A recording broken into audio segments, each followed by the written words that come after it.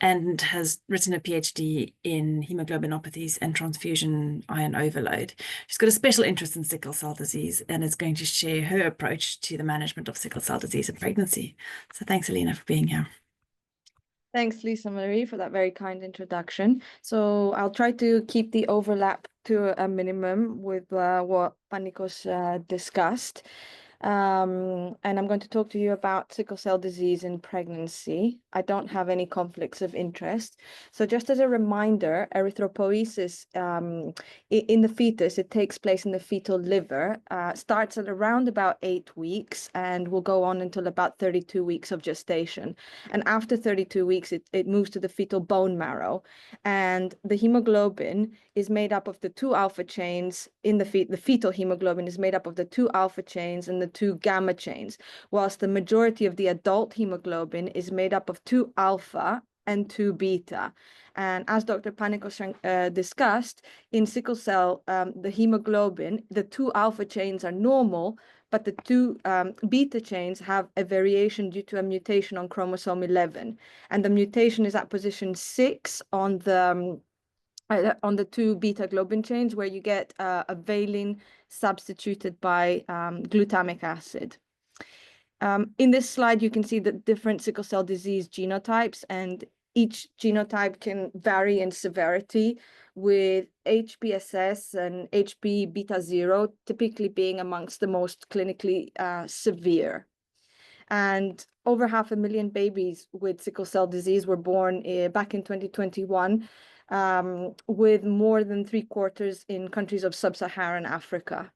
And as already mentioned, often when we think of sickle cell disease, it's often the pain episodes that we think about, the vaso-occlusive crisis, that this is what commonly first comes to mind. But the impact of sickle cell disease goes far beyond the pain. And the fundamental problem is sickling of the red cells, which will lead to chronic anemia, tissue ischemia, infarction across multiple organs, leading to stroke, the appearance of moya in the brain, asplenia. So they tend to, particularly the SS, they tend to infarct their spleen, impaired immunity resulting. And then you get essentially widespread end organ damage over time.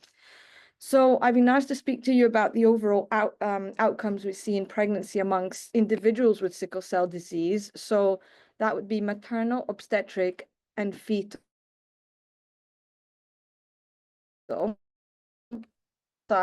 I see sickle lesions like vaso-occlusive pain crisis. We see pulmonary chest complications such as PE, chest infections, acute chest, and broader obstetric complications, and things we watch out for are PIA, pregnancy-induced hypertension, preeclampsia, infections, thrombosis, and there is an increased section rate and mortality. Acute pain episodes will occur in over 50% of pregnancies that are affected with sickle cell disease, and we tend to watch out for them and see more of them with an advancing in the gestation as well as in the postpartum period. So one of the main issues, so acute chest remains one of the most feared complications in pregnant women with sickle cell disease, and it affects up to 20% of pregnancies, sadly, and it's the most common reason for admission to intensive care. Also, it is the leading cause of maternal death in sickle cell disease, and it can be triggered by stress because of the fetus, infection, sickling within the pulmonary vasculature. And when it does occur, it doesn't just affect the mother, it is strongly associated with adverse fetal outcomes, which can include, sadly, an intrauterine fetal demise.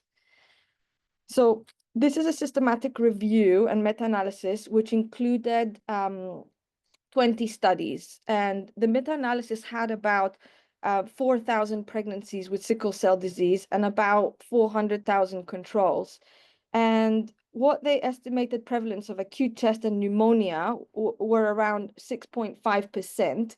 And there was no significant difference in the occurrence of these complications between HBSS and HBSC. What they also showed is that they, compared to women with without sickle cell disease, pregnancies complicated by sickle cell disease were at increased risk of pulmonary embolism And this was at a relative risk of 7.7.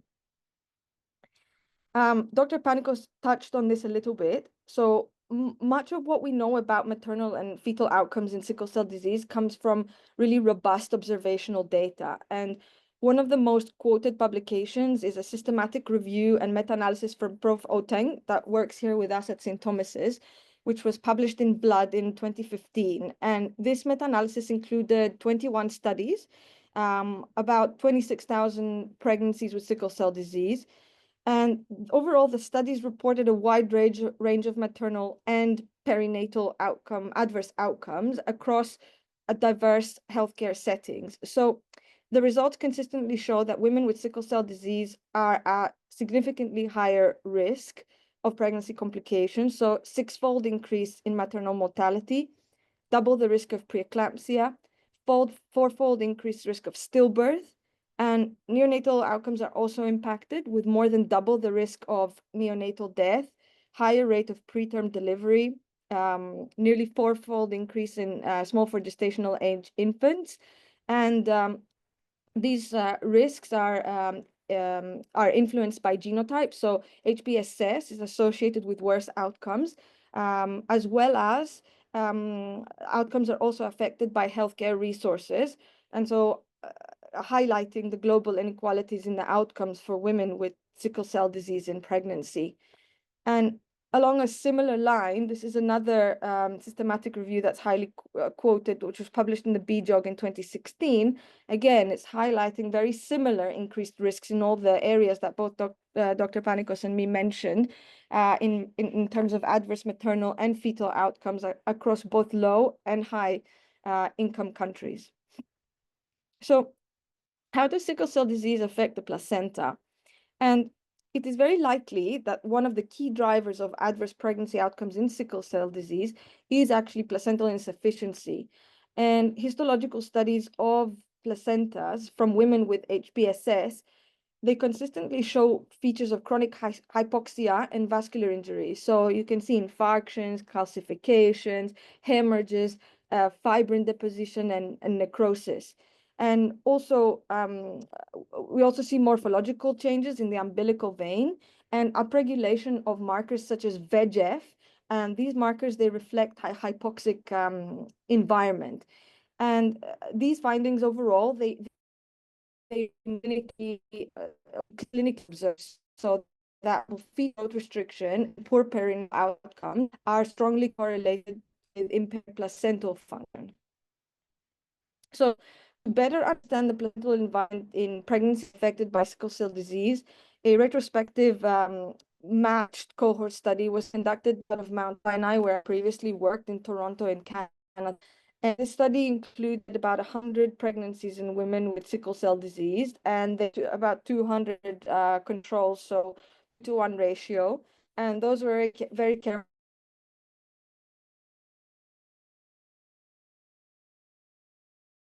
success values compared to their matched controls. So these differences actually highlight or reflect a greater fetal acidemia, which in other means that this has been chronically exposed to a hypoxic environment and a compromised intrauterine environment. And this reinforces our understanding of how maternal sickle cell disease through placental dysfunction can lead to physiological stress even before labor starts.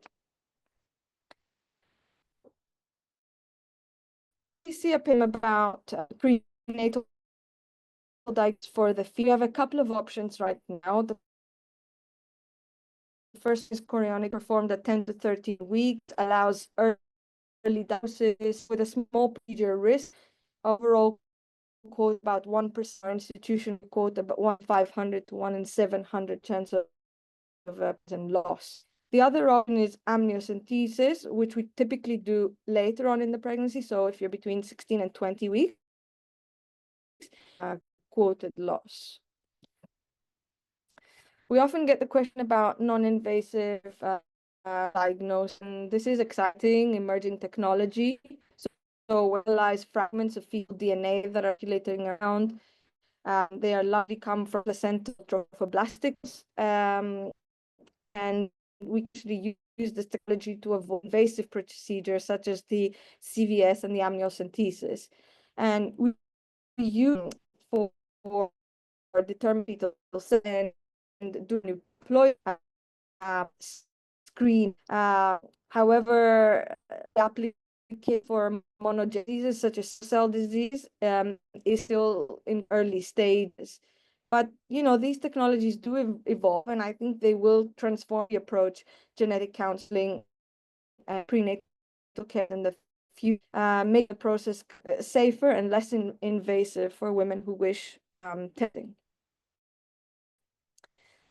Management of pregnant patients with sickle cell disease, as I'm sure you already know, requires a multidisciplinary, ideally center of expertise for sickle cell disease, involving hematologist, obstetrician, fetal medicine, obstetric physician, and any relevant specialties. So a typical follow-up, obviously all these plans are individualized, but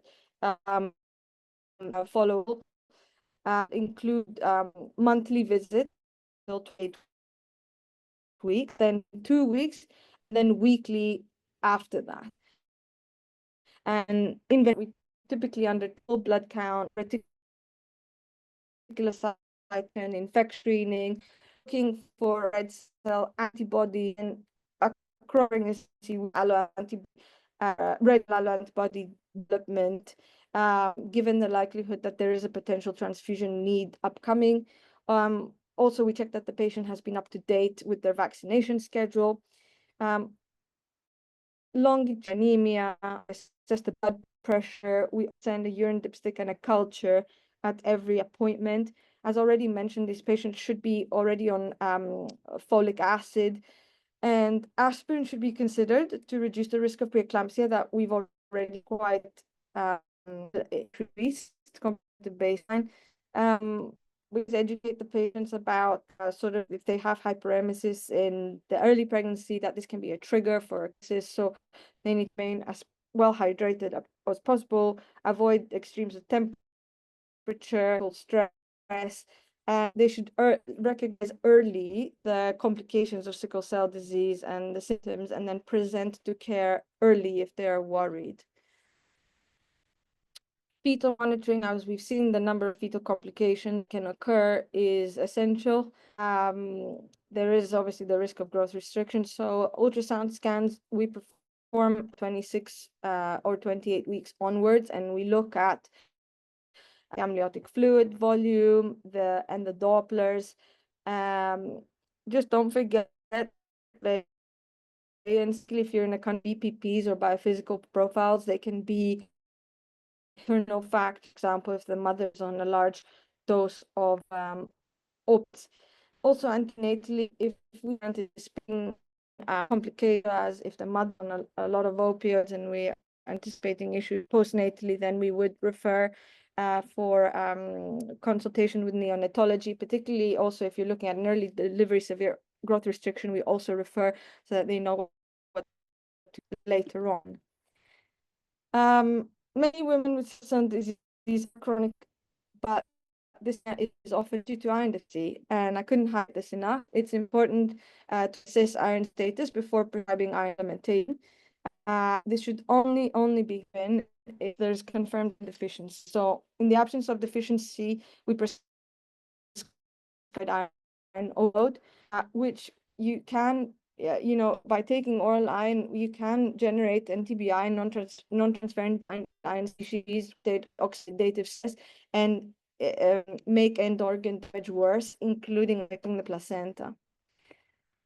I mentioned aspirin, so low dose aspirin plays a key role in preventing preeclampsia, which is more common with sickle cell disease. So I'm just highlighting this landmark multi-center double-blinded placebo-controlled trial that included over 1,700 high-risk singleton pregnancies. And the women were randomized to either receive 150 milligrams of aspirin daily from 11 to 14 weeks until 36 weeks. And the aspirin group had a significantly lower incidence of preterm preeclampsia, so 1.6 versus 4.3. in the placebo group. So importantly, there were no differences in neonatal adverse outcomes between groups, and the adherence was excellent. So following these results, even though this trial is not in people with sickle cell disease, we aspirin for all our patients. Again, so moving on to pain, pain crises remain the most common complication during sickle cell in women with sickle cell disease. And as I already mentioned, 50% of pregnancies will be affected by pain. And pain management approach. So first, need to confirm if this is indeed a vaso-occlusive crisis and assess for the precipitating factors. Is there any infections ongoing? And then look out for complications such as acute chest syndrome. We do tend to prescribe NSAIDs in sickle cell disease, but we don't prescribe them in the first trimester for fetal reasons. And also after 32 weeks, we tend to not prescribe them as well because they can cause premature closure of the ductus arteriosus.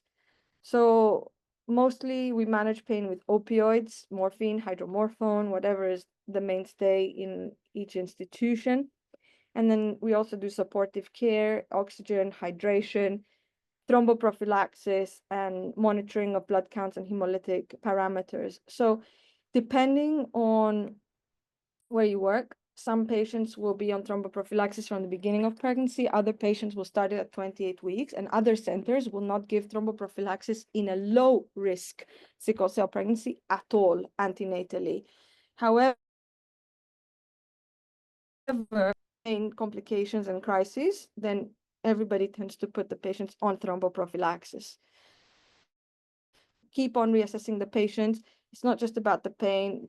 Also need to reassess their respiratory status in case they, watch out for acute chest complications and thrombosis, and then also the sedation level if they're having a lot of opioids, and assess the fetal well-being as well. Key consideration when using opioids is the small risk of neonatal abstinence syndrome. This is predictable. It's a treatable withdrawal that affects maybe 30 to 80% of infants who are born to mothers who use opioids regularly, but these doses have to be quite high. So the babies, their GI tract, autonomic and central nervous system are affected, and they tend to have like a very, they tend to be quite irritable, have a high-pitched cry, poor feeding, issues with sleep. And the symptoms will typically appear within 72 hours of birth, and they might last for a few weeks. There are a few studies which I haven't quoted here to not to make the talk too long, but the incidence is higher if your dose of morphine is about 200 milligrams per day plus, which is actually quite a high dose. And therefore, if a woman needs opioids, they should not be withheld if they're medically indicated to manage the maternal pain. So, looking beyond supportive care at disease-modifying therapies for sickle cell disease that have been in the later years transforming outcomes. So there are newer agents such as voxelotor, crizanlizumab, and L-glutamine that they offer additional therapeutic options, but they're not widely used in pregnancy due to limited safety. Also, on top of that, these options have now even been further reduced because voxelotor, Pfizer withdrew it in the last few months from the market. So in pregnancy, the options are even more limited because these therapies do not have safety data. Curative treatments include gene therapy, which is more recently becoming a reality, and Dr. Panicos is someone that's kind of closely working on this for in utero. And also stem cell transplantations, which remains the only established cure for sickle cell disease. And there are corners of medical therapy, so to speak. which works by increasing fetal hemoglobin and reducing pain, chest episodes. However, as already mentioned, it tends to be discontinued pregnancy. And then, so that only leaves blood transfusions as the pregnancy besides supportive care. And as I already said, hydroxyurea remains the most established disease-modifying therapy in sickle cell disease outside of pregnancy. So increases fetal hemoglobin, helping prevention of sickling and reducing the frequency of crises, transfusion, acute chest. So the data overall show that hydroxyurea improves overall survival, and in not outside of pregnancy, it improves overall survival of an individual and reduces hospitalization and complications. However, in pregnancy, there remains an area of caution that shows genicity. However, we need to bear in mind that these studies, they use doses much higher than we would ever use in humans, and they are between 10 and 100 times the dose.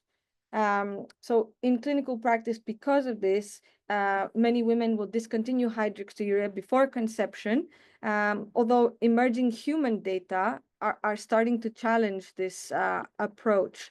So human data around the hydroxyurea use in pregnancy and also in CML, which is another indication that there is some literature experience, they are expanding, and they are providing more and more reassurance around these reported teratogenic effects. And in this table, you can only see some of these studies, but overall, there are 29 cases of hydroxyurea used throughout pregnancy, and about 545 that we could find where it was used at some point during pregnancy.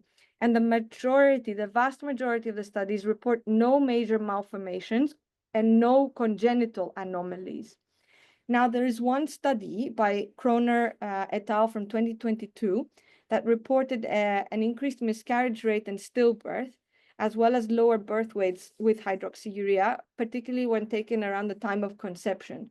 So overall, the literature highlights the need for more high quality data, which is the aim of the research that we are undertaking at the moment, to better understand physiological, hematological, and molecular effects of hydroxyurea in pregnancy. And the aim is actually to ultimately increase management options in pregnancy.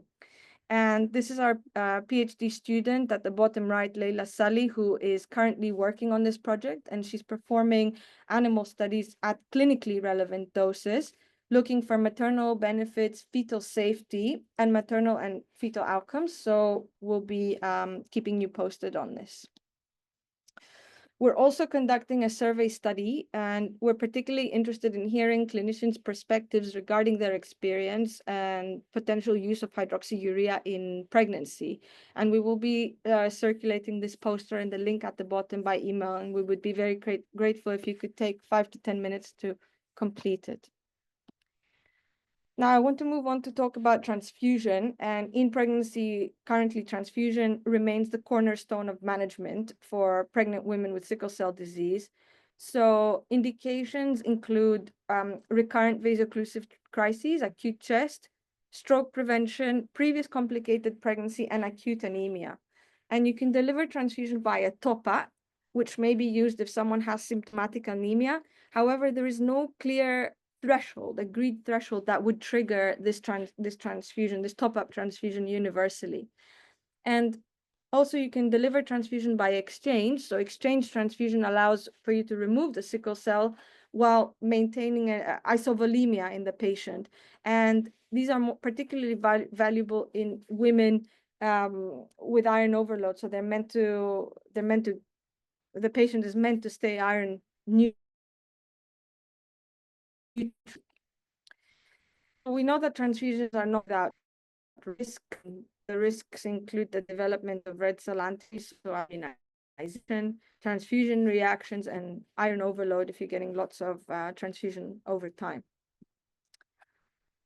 The role of using prophylactic transfusions in pregnancy has been the subject of debate for decades and decades. So I'm presenting here one of the landmark randomized controlled trials by Koshy. This goes back to 1988. Only randomized controlled trial that paired prophylactic to selective PRN as needed transfusion in women with sickle cell. What they did is there were 70 men included, and they had 36 in each group. If this was to be clinically indicated, whilst the intervention group maintained a hemoglobin S level under 35% through regular exchanges. And whilst the prophylactic transfusions were able to reduce pain crisis, so from 50% down to 14%, there was no significant difference in the obstetric complications in this trial. The fetal outcomes. And moreover, prophylactic with high risk of elevation. So after this, this has led variability in practice, where many centers will reserve exchange transfusions for those patients that have the most severe disease or pregnant outcomes. So in addition to that, following this 1988 RCT, there is a high that examined all of prophylactic transfusion in pregnancy for women with sickle cell disease. So this was conducted by Bovsky and colleague again coming to Toronto, Mount Sinai, and it was published Blood in 2015. And they pulled data from 12 studies, about 1,300 participants prophylactic or partial exchange transfusion compared to top-up and on-demand. So interestingly, across the studies, most of which had a high risk of bias, there was no statistical prophylactic in terms of age preeclampsia. So, however, there were signals suggesting that prophylactic transfusion may reduce maternal crises, maternal mortality, neonatal death, and term birth. That is that these outcomes that we're reporting are often placental mediated, and that if transfusion is going to have a meaningful impact, it may need to be initiated earlier in pregnancy, potentially even in the first trimester before irreversible placenta damage. So more recently, the TAPS2 trial that came out of St. Thomas's here in London was published in 2024, and this was a feasibility trial. So it's single-center RCT. It pregnant women with sickle cell disease early, and then randomize them to stick exchanges every 6 to 10 weeks. Compared study demonstrated that tactic exchange was feasible, it was well accepted by patients, and it's associated with towards fewer crises, lower preterm birth rate. So this study kind of reinforces the idea that early and aggressive disease-modifying strategies may improve pregnancy outcomes with women with sickle cell disease. So building on the TAPS2, the next step that is up and coming and being set up currently is the TAPS3 trial, multi-center RCT, designed to definitely assess the question of the role of in pregnancy in women with sickle cell. So it will be designed to recruit women early in pregnancy between 6 and 18 weeks, and then randomizing them to either serial prophylactic transfusions every 6 to 10 weeks or standard of care. And the primary outcome will be composite, fetal, so preeclampsia, preterm birth, fetal growth restriction, stillbirth, neonatal death. And again, in the first or early second trimester, may be able to prevent or mitigate the development of placental insufficiency and improve the outcomes. And TAPS3 represents quite an important opportunity to address a major knowledge gap in the management of sickle cell disease pregnancy might actually be practice. And so reflecting on these findings, a recent Delphi panel was convened with experts to provide recommendations in transfusion in sickle cell disease. And prophylactic transfusion is supported as per the experts in high risk scenario, including with multiple hospitalizations for pain, prior poor pregnancy outcome, evidence of developing end organ damage during pregnancy. The preferred method of transfusion was automated red cell exchange, particularly for patients with acute chest. However, there remains no consensus on universal prophylactic sickle cell patients. So, nor for specific transfusion thresholds if you're doing top. I will briefly touch on intrapartum management. So intrapartum management, you must balance obstetric safety and minimizing maternal complications. So we tend to prefer a vaginal delivery, generally between 38 and 40 weeks, assuming that the mother and the fetal conditions are stable. And we reserve cesarean section for obstetric indications, not simply because of sickle cell disease.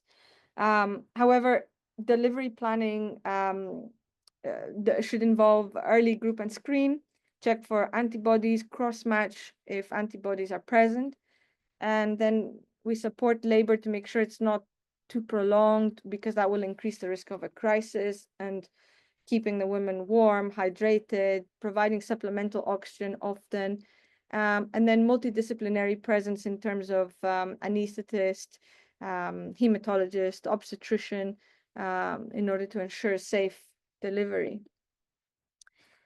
The postpartum care is a high risk time for sickle cell disease, and up to a quarter will experience sickle pain. And then monitoring includes fluid balance, oxygenation, again, vigilance for thrombotic events. And postpartum, there's kind of universal consensus for prescription of 6 weeks of low molecular risk of blood clots. Breastfeeding is encouraged, and consider restarting hydroxyurea. Also, contraceptive counseling is essential.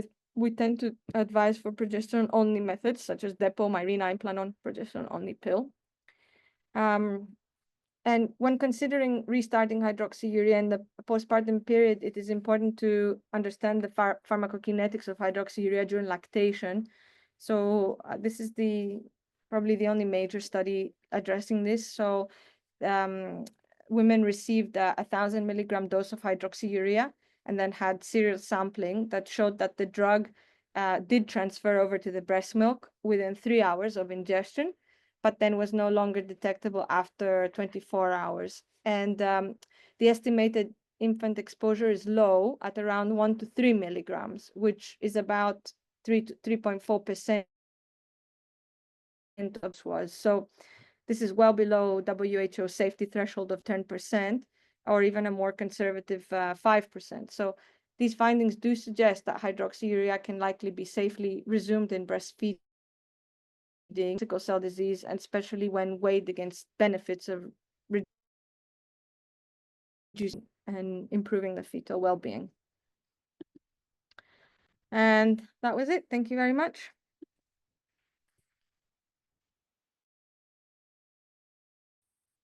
That we very summarized approach to sickle cell disease. Thank you. I really enjoyed that, and I learned so much from that. I saw the questions come through, and every time I thought, oh, I wonder how we're going to answer this. Your next slide basically answered it. So thank you for that. If I can, I'm going to try and keep us within an hour. I know Elina's on call and has very kindly agreed to join this. So thank you, Panikos, for joining the questions. I'm only seeing about 7 in the chat. I'm going to start at the top. Basically, the first question you have answered, they say, should all be put on prophylactic and consider lactic pen VK?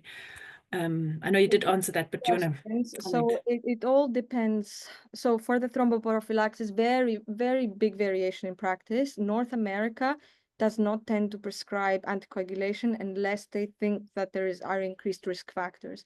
In the UK, currently where I work at King's College St. Thomas's, there's a blanket policy for everyone to get at 28 weeks. And if there are increased risk factors, you could get it from conception. So there is a lot of variation So in. tailor it to your patient, but have that in your background of, should I be thinking of anticoagulation? Yeah. And then again with the PEN-V, so that's more applicable sort of for if you're suspecting the asplenia and to prevent infections. Now, I am told that the bacteria and infections in North America and no patient is black. It's well and patient is on penicillin access. So it will depend your local. What setting you're working, but something to think about. Thank you. Good. Then there was a question. It was a clinical question of a patient who booked in Cape Town or something in South Africa today, and didn't understand the diagnosis of sickle cell disease, but said that she and her partner were both screened for SSA and SS and SA in Nigeria before they got married, and if both were SA, then they would be advised against pregnancy, is what I understood from the question. Do you think the message got lost somewhere?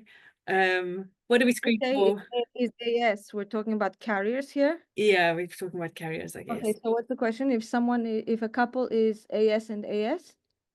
How do they screen and what advice do we give? If they're both carriers? So we would counsel that the risk of an affected child is 25%. And depending on your setting, funding, anything is available for prenatal genetic testing to antenatally having a CVS.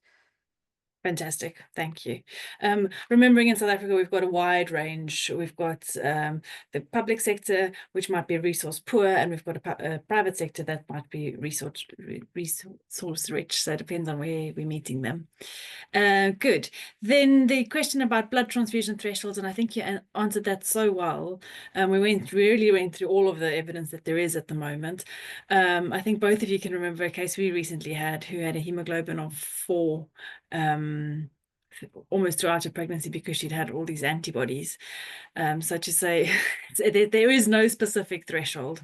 And it's a really tricky question. And again, can I say, sort of again, North America has a very restrictive blood transfusion policy. So I have sickle patients through a very stable pregnancies with hemoglobins of 45 and 50 throughout the pregnancy. And it was even my disbelief. And then the UK, depending which clinic you work and which expert, they will say, oh, it's below 80 or below 70, they need a transfusion. This is again, and as we saw from the Delphi study, there is no consensus on threshold. Absolutely tailored, but in an area where we haven't got access to clinical hematologists and obstetricians specializing in this, lower your threshold. Don't just empirically transfuse, because these women get lots of transfusions and then build up lots of antibodies, and then we're stuck in a really difficult position. The question was hydroxyurea safety immediately postpartum. You have discussed that. I really liked your graph about breastfeeding, and it's basically saying it's safe to breastfeed on it. And I often use LactMed. Do you guys use LactMed as a resource to go to for all drugs when breastfeeding? So that's quite helpful. Then asking again about antibiotic prophylaxis, but we have spoken about that. Which antibiotics would you recommend? Amoxicillin? I'm not familiar with amoxicillin for this. The only thing that we use here is PEN-V. Yeah. PEN-V, right. It's the only one. Maybe in South Africa it's different because the bugs and the susceptibility. So I'm not sure. Yeah. No, it's still stick PEN-V. And then would you recommend thromboprophylaxis in patients for IVF? Maybe to Panicos for that one, as a pre-pregnancy counseling guy. Yeah, probably I would, because the stimulation cycle, it's high risk. And actually some IVF units will actually use the low molecular weight heparin because it also helps with implantation. So they might use it in the embryo transfer stage, but I will use it in the cycle as well, because they will already be high risk of blood clots. Okay. Okay, thank you. Moving into the chat, we've got some questions there as well. Someone's asking, should we offer termination of pregnancy for all affected fetuses after prenatal diagnosis? I mean, that's why we do the prenatal diagnosis in the UK. We cannot, We haven't got luxury of that. or some people might want to know. So that's another reason why we do offer prenatal diagnosis. But of course, it depends on the each country. For example, in the UK, anyone can terminate the pregnancy for social reasons up to 24 weeks, for example. So if someone is affected with sickle cell disease, has a fetus affected with sickle cell disease, then they can opt to have a termination of pregnancy. I'm not sure of the legislation of in South Africa, so that might be. That's my expertise there. I guess there's a difference between offering and recommending. I mean, we wouldn't recommend something which we give them options, and then for a couple, for example, a termination of pregnancy might be more appropriate because their family and their situation do not allow them to have someone with sickle cell disease. So they have to think about their options and decide what they want to do. We cannot say you should have a termination because the baby's has sickle cell disease, especially because the baby can be born, and we do have the gene therapies now where someone can be treated postnatally. You have the transfusion, you have the stem cell transplant, so there is a treatment postnatally. So we give them the options. Thank you. Next question is about echocardiograms. Would you routinely do an echocardiogram on all patients with sickle cell disease? Is pulmonary hypertension a serious concern in these patients? That's a nice question. Well, Yeah, you can answer that. As the physician, absolutely. When they book at King's, I send them off to an echo if they haven't had one in the past year. Didn't one of you, the two of you, say that? Get an echo within the past year? Yeah, Yeah. the majority of patients will have it done initially because it's part of sort of their annual sickle cell not pregnant clinic review. But if they haven't had it, I always, if they've had one recently, then I don't do first trimester, but then we will do it if they haven't had it, and then they all get one in the third trimester. And if the RVSP is more than 33 millimeters of mercury, then you know that they are at risk. And yes, pulmonary hypertension is definitely a real thing. Lisa Marie can speak to this. We've had a number of patients with valve dysfunctions and pulmonary hypertension, and you get a lot of patients with low SATs and issues that are difficult to manage, unfortunately. So we screen everybody. Everybody. And then there's the pulmonary hypertension component, but there's also the left ventricular dysfunction. The longer or the more severe the disease, the more effect on the left ventricle and big floppy heart failure. Last question. I think it's my friend Sanelia. I'm only seeing the first name there. He says these women are booking late, and up to what gestation is it acceptable to offer termination, Panicos? Do you want to explain that bit again? I guess in the UK, we can terminate any pregnancy before 24 weeks for any reason. Now, if it's after 24 weeks, then if two clinicians sign for the termination of pregnancy, then this can also happen up to term. Now, it depends if we feel that if someone is requesting a termination, continue the this will affect their life, like mentally, then two obstetricians or obstetric physicians or a geneticist sign for the termination of pregnancy, then we can do that at any stage. You need to Who knows that better? I feel it's similar, but if someone could put in the chat, what's the legality surrounding? Elena, and then I'm letting you go because you have to go for a handover. Would you put these women on postpartum antibiotics prophylactically? No, No. we do not. Great, good, thank you. I want to invite Jared back in. Elena, thank you very much for tonight and for sharing all your experience and knowledge. Off to thank you, everyone. Thanks, Elena, for great talks. It's common in Africa, but we do see still, and it's nice to have a bit of background and something in the back of your mind for when these patients do pop up from time to time. From my point, it's all admin related, so please don't run away. I'm only going to be 1 minute. I just want to say thank you to everyone who has paid up their membership fees. The invoices went out yesterday, and we've seen quite a few payments come in. We really appreciate it. That is quite necessary to keep SOOMSA running, allow us to do webinars like this, and we had nearly 200 people on tonight, which we really appreciate, and we're glad to see the impact and reach of obstetric medicine getting out there in South Africa. For those of you who are members and have not renewed, please do so. We really appreciate that. And for those of you who aren't members and enjoy doing this and enjoy the work that SOOMSA does, please do go over to soomsa.co.za and join. There's a membership form and details on how you can make payment for your membership fees. Not to talk only about money, there's lots of exciting stuff happening with SOOMSA. We are trying to get together a few different guidelines, things that are really necessary, update our website so we can include these webinars on the website so you can review them later, and then include up-to-date articles and different resources. But that's all I'm going to say, and just leaves me to thank Lisa Marie again for organizing this webinar, and then Panicos and Elena for doing the talks. And there will be something coming up probably next month. We're looking at either migraine or headaches in pregnancy. That's me. You. We're going to put a QR code at the end. We'd really like your feedback. Please send suggestions of what you'd like to listen to and your experience tonight. And again, Elena's little forum is going to come up on the screen as well. James, could we put it on, please, before everyone leaves? Thank you. Brilliant. If you could just give us a little bit of feedback there and complete Elena's questionnaire. Thanks, everyone. See you next month.